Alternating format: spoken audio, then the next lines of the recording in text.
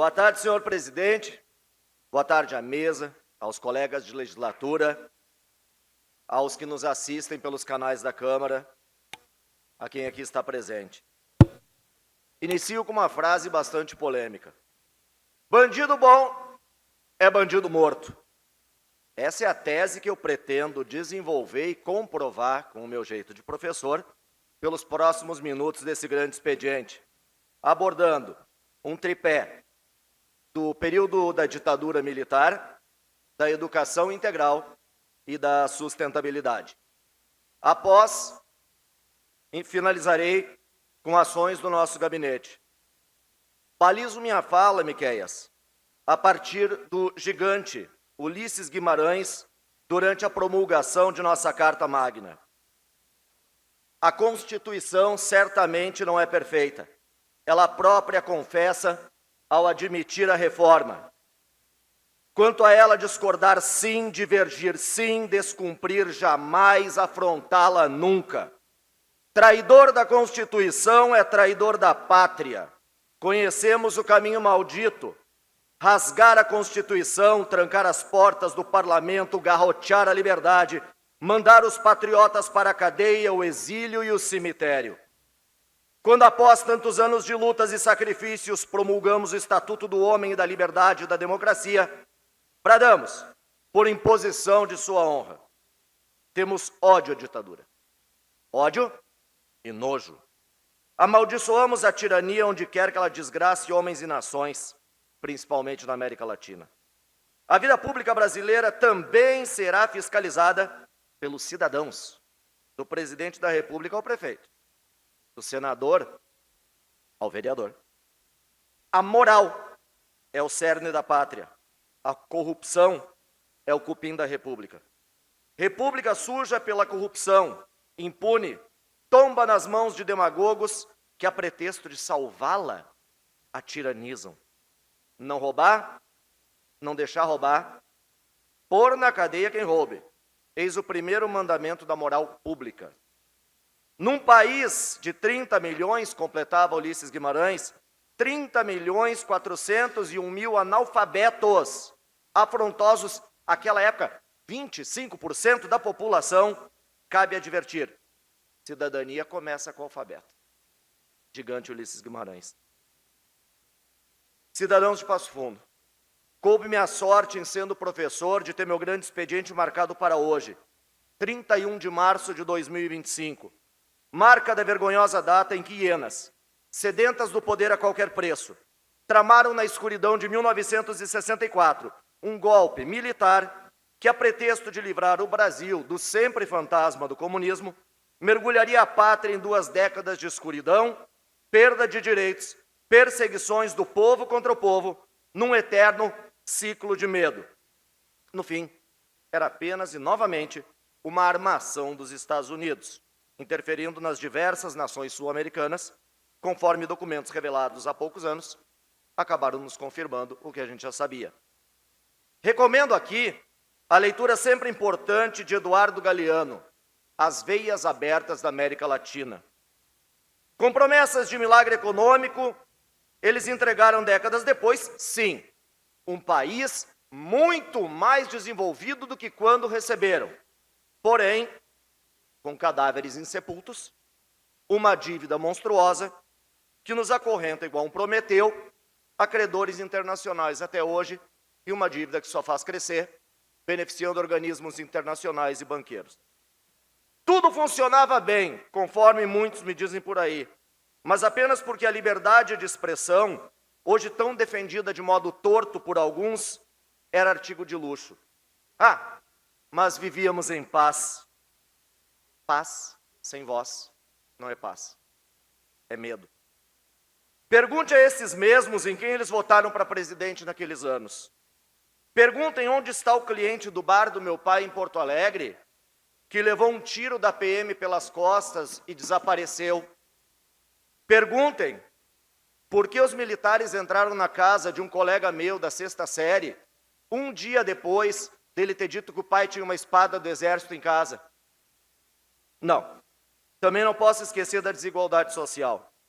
Se em 64 20% dos cidadãos mais ricos detinham 55% das riquezas, ao final do período militar, em 85, estavam com 70% das riquezas desse país.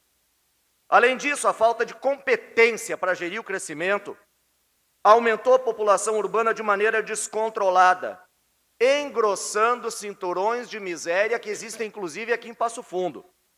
Exemplos que estão próximos de nós, como na trilogia do Gaúcho a Pé de Ciro Martins. Observação. Passo Fundo pode ser a cidade que mais cresça no estado do Rio Grande do Sul dentro dos próximos 15 anos. E nós estamos num momento histórico. Mas o que o passado nacional tem a ver com a nossa aldeia em 2025?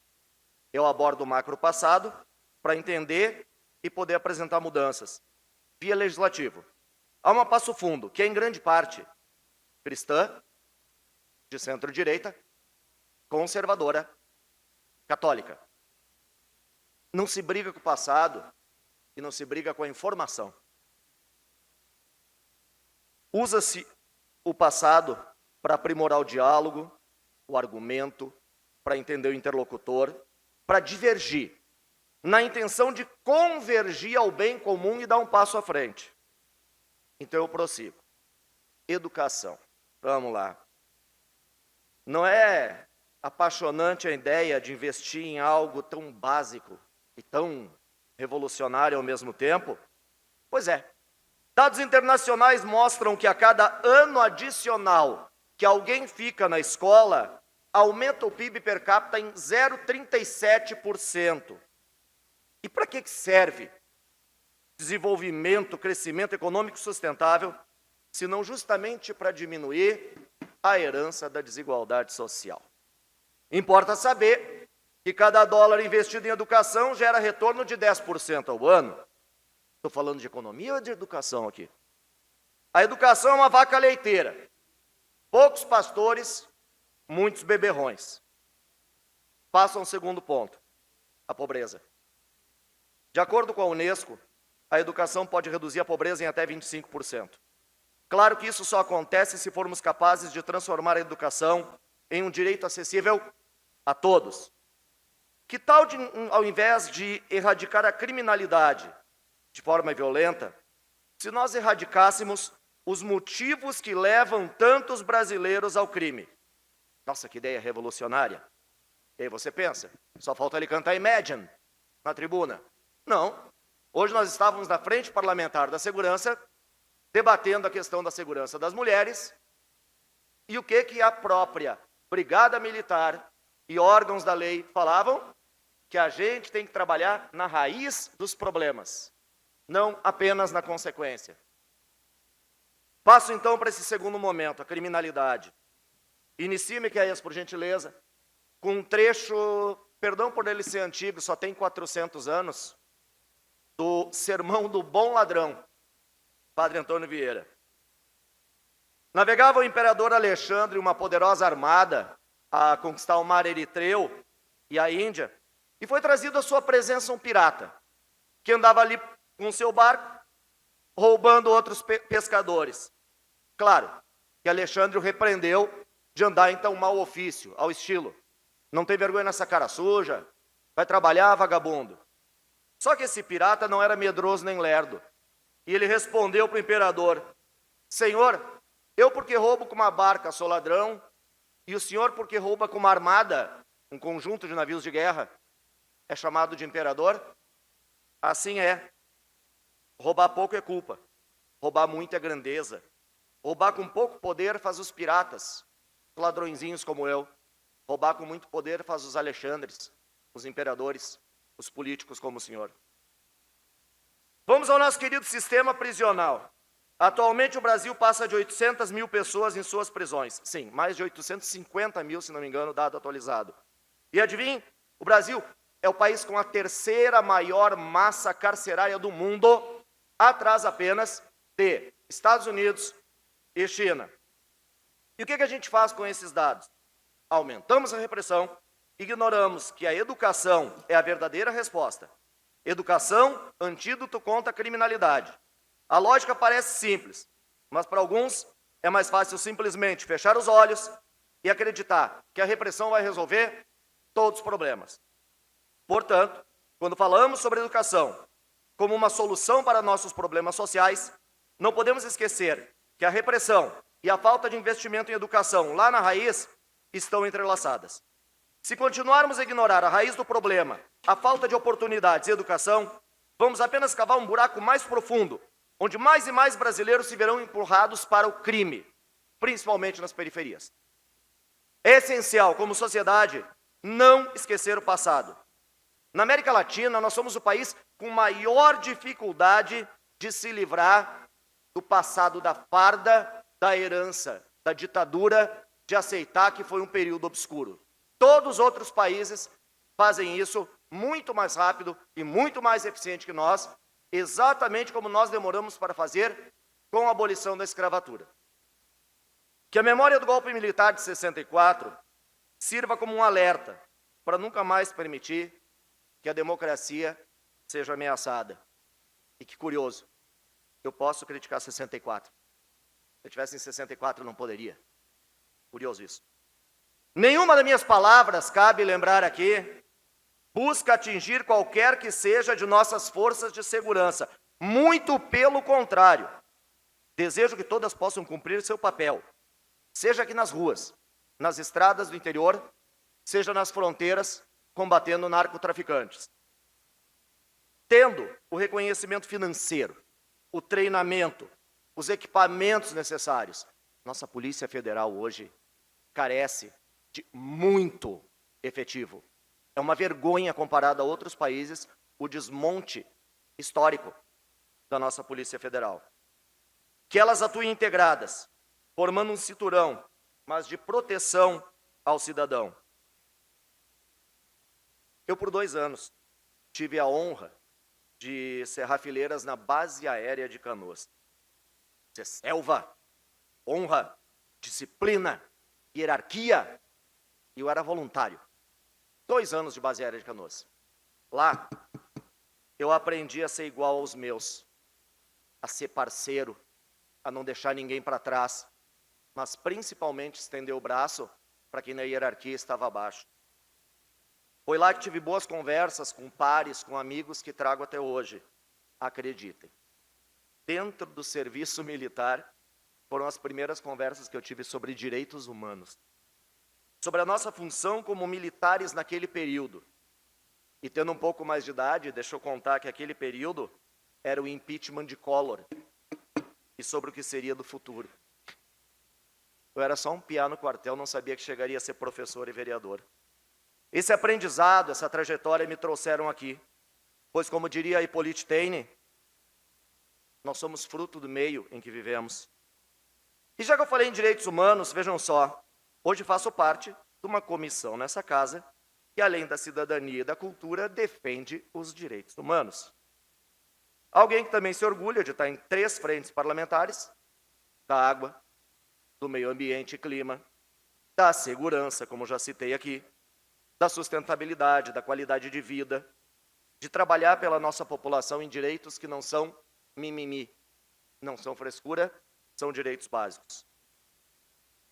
Refletindo sobre como o meu trabalho retorna em benefício para o público aqui nesta casa, público que majoritariamente me colocou aqui, que são, e aos quais eu rendo homenagem, meus alunos, meus ex-alunos e a família, as famílias desses alunos e ex-alunos. Eles me trouxeram aqui. É primeiro por eles que eu trabalho. Então eu fui ler de novo Bernardo Toro. O pensador diz que prefiro ler do que comentar. A educação integral não é apenas uma meta, é uma necessidade, dizia ele. E aí eu penso que a escola de tempo integral não basta. Precisa escola de educação integral como um todo. Buscando exemplos. No protagonismo que o aluno tem na Reggio Emília, na Itália, na escola da Ponte portuguesa, que envolve todas as bases de família, no exemplo de administração da Finlândia, na coragem que teve a Colômbia, Medellín, num exemplo mágico, Toro nos lembra que vivemos em um mundo de constante transformação, onde as mudanças climáticas se tornam cada vez mais evidentes e impactantes. Observem, eu comecei falando de educação e peguei um pensador da educação que junta mudanças climáticas. As crises ambientais exigem resposta não apenas técnica, mas, acima de tudo, educacional. Vejam só, a educação é um instrumento fundamental para capacitar nossas crianças e jovens a entender e enfrentar esses desafios. Não é decoreba. É criar mais que estudantes, mais que alunos, cidadãos. Investir em educação sustentável é garantir que as futuras gerações estejam preparadas para lidar com os problemas que enfrentamos e os que ainda virão.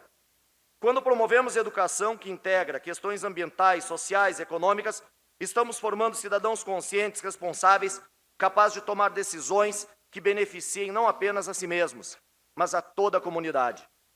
Além disso, a educação em sustentabilidade vai além da sala de aula, permeia esferas da vida. É preciso que nossas escolas se tornem espaços de vivência. A prática de valores sustentáveis não é só uma melhora da qualidade de vida, também fomenta o senso de pertencimento, responsabilidade pelo nosso planeta. Portanto, que unamos forças para priorizar investimentos em educação, sustentabilidade, geração de emprego e renda. É o caminho que pode transformar apenas não a vida dos jovens, mas de toda a nossa comunidade, criando um futuro mais justo, sustentável e próspero. Pois uma educação integral, democrática, formadora de cidadãos conscientes de seus direitos e deveres, leva a um trabalhador mais apto, mais completo, capaz de ir além dos tempos modernos de Charles Chaplin. Deve ter alguém que ainda continua prestando atenção a esse vereador e está se perguntando, tá, mas e aí, vai comprovar que bandido bom é bandido morto? Vou, do meu jeito de professor vereador. Vamos considerar um crime comum, um furto, um assalto. Alguém que te ataca para roubar um celular. Por que esse cara está roubando o celular? Segundo dados, para drogas, para botar comida, algum móvel ou eletrodoméstico dentro de casa. Beleza. Logo, eu considero que se a maioria da nossa população carcerária é composta por jovens periféricos de baixa escolaridade, eu posso diminuir a entrada de mais detentos no sistema prisional, diminuir a criminalidade em Passo Fundo com algumas medidas, que são aumentar o tempo de permanência do aluno na escola, através do tempo integral, oferta de ambientes conduzidos por profissionais capacitados, bem remunerados. Lembrando que o nosso gabinete, dentro das possibilidades, protocolou, sim, na última semana, a ideia de uma comissão permanente formada por diversos setores para valorizar o professor.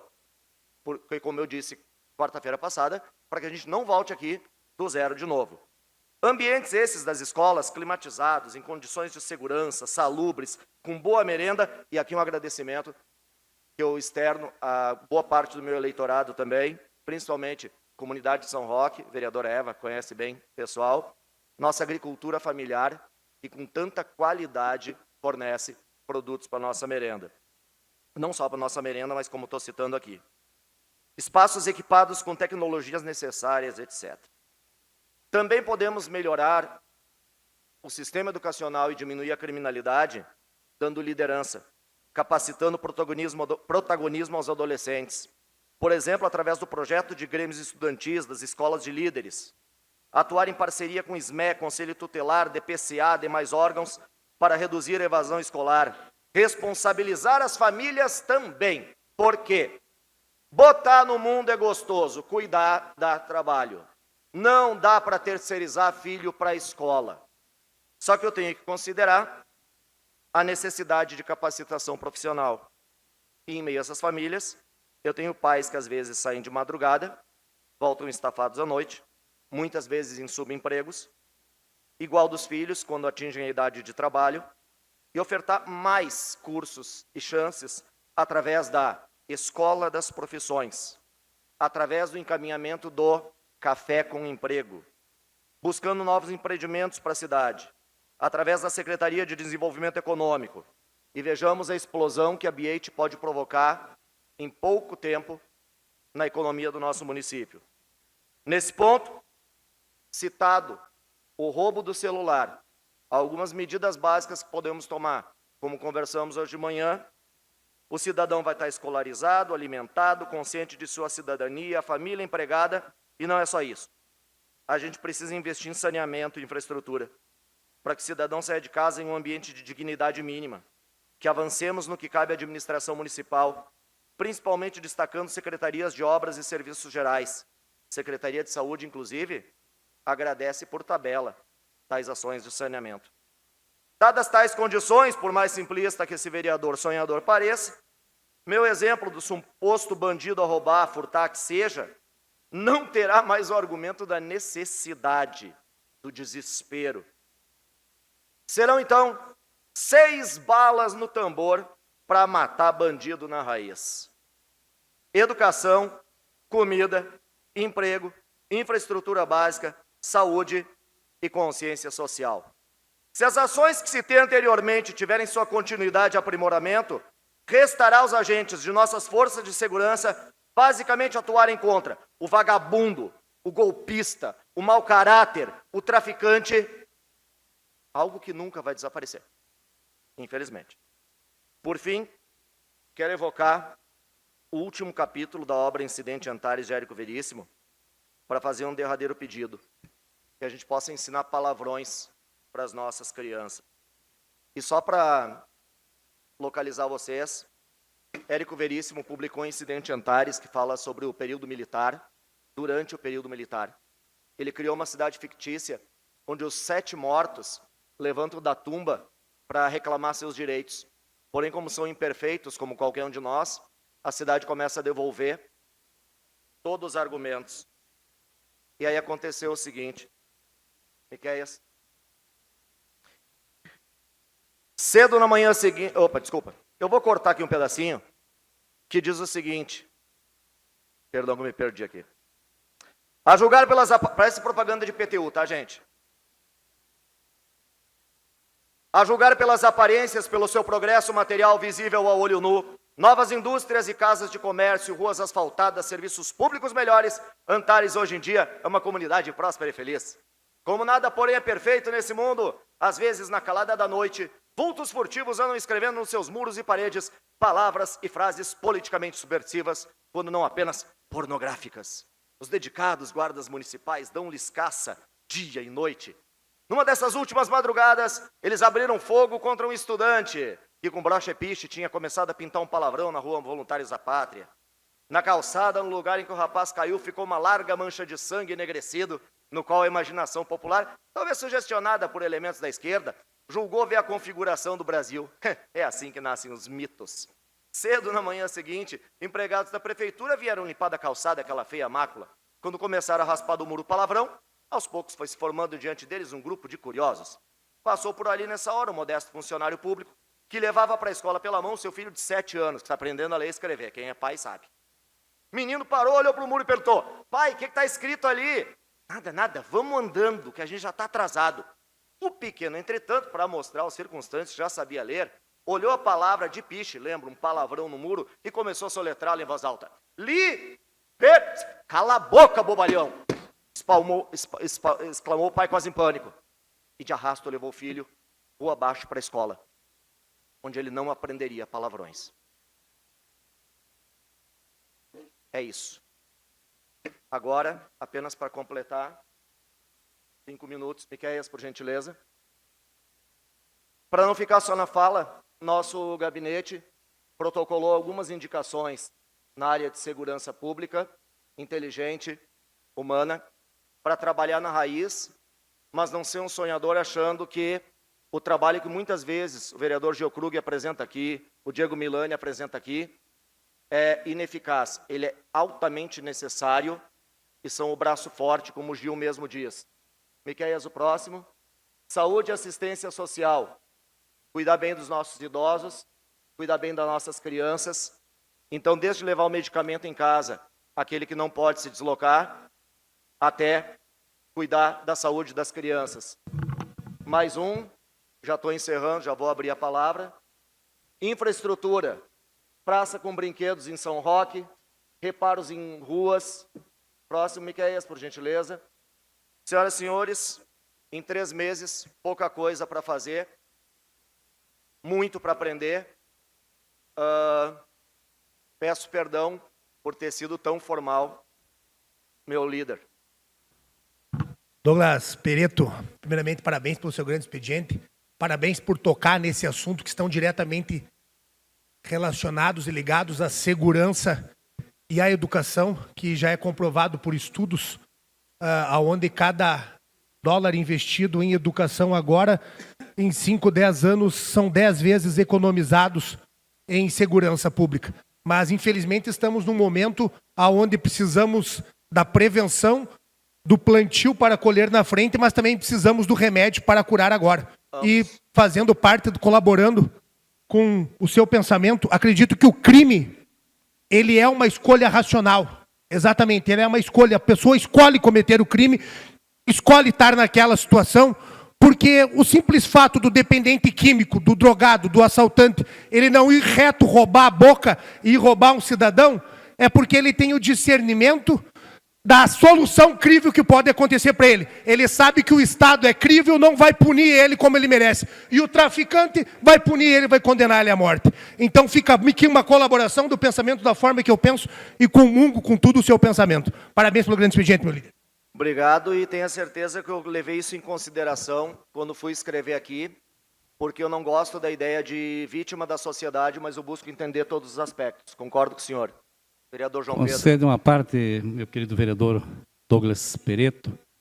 Quero lhe parabenizar pelo grande expediente e as suas fundamentações que o senhor traz sobre a Constituição brasileira e traz aqui o nome de um grande líder, Ulisses Guimarães, Tancredo Neves, Franco Montoro, Mário Covas e outros líderes que foram responsáveis pela abertura democrática no Brasil. Então, quero lhe parabenizá-lo. É assim que nós enriquecemos esta casa, com conteúdo, com discussão importante, e pela sua história, a sua história vai contribuir muito com esta casa, com a sua experiência na área da educação. E sou testemunha, o senhor fosse filiado ao MDB, não só filiado, militante do MDB e presidente da juventude do MDB. E lá o senhor já fazia todos os movimentos possíveis pela democracia, uma construção coletiva, decisões coletivas, na busca sempre no fundamento pela educação. E é pela educação que nós transformamos. Parabéns pelo seu profissionalismo, parabéns pelo seu mandato, pela sua atuação. Tenho certeza, com a sua caminhada, sua história, o senhor vai contribuir muito com esta casa e com a cidade de Passo Fundo, que o senhor já colabora há muito tempo. Parabéns. Vindo do meu amigo João Pedro, eu só tenho a dizer amém. Vereador Diego Milani. Meu amigo vereador Peretto, professor Peretto, parabéns pelo tema. Quero parabenizar porque o senhor é uma pessoa muito querida, inclusive na escola, acompanhei que o senhor foi escolhido regente da turma. Aprontaram um pouquinho para o professor lá, fizeram o professor correr bastante, né? Mas fico muito feliz, porque o senhor é reconhecido pelos alunos. Quero dizer que, com certeza, a educação é de extrema importância para nós combater o crime. Sem educação, nós não conseguimos combater lá no fim. Mas também temos que ter uma legislação mais dura, aplicado à risca, à altura que merecem, para que os bandidos pensam 2 vezes antes de cometer o delito. Mas parabéns, com a educação, com certeza, nós temos futuro, e um futuro muito melhor para todo o nosso Brasil. Obrigado, concordo. E é bem isso, para que vocês possam trabalhar no que é grande, relevante, e às vezes não ficar correndo atrás de coisas que poderiam ser evitadas se tivesse um trabalho na retaguarda. Senhoras e senhores, muito obrigado pela paciência em ouvir esse vereador. Obrigado a todos que estão me ensinando, de uma forma ou de outra, dos funcionários aos vereadores e assessores. Muito obrigado por me acolherem nessa casa. Vem para a turma. O que é importante para você é importante para a Câmara. A Câmara de Vereadores tem compromisso com a comunidade e transparência na gestão. Por isso, debater as necessidades da comunidade faz o trabalho do Legislativo ter muito mais resultados para você. Com participação, as mudanças acontecem e os investimentos geram mais desenvolvimento e garantem um futuro melhor para a nossa cidade. Câmara de Vereadores de Passo Fundo, a casa dos grandes debates.